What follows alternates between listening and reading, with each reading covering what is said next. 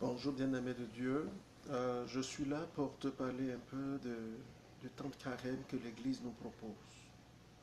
Vous savez, dans l'histoire, le peuple de Dieu était censé faire 40 jours pour entrer en terre promise.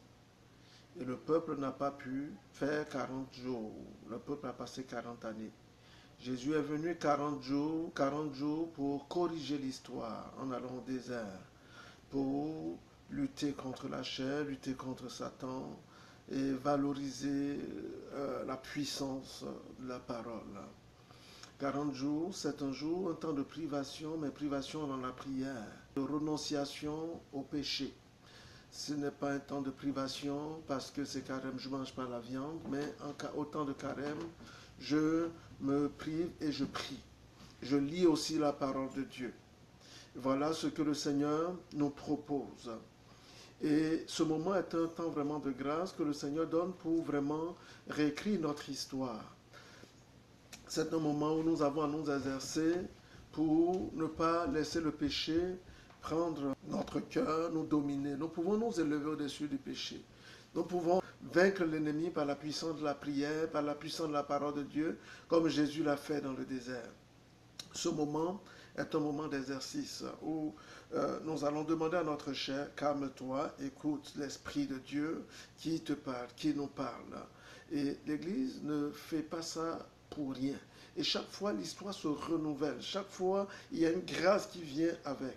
Dès demain, ça sera le mercredi de cendre. Nous allons nous reconnaître dépendants de Dieu, humbles.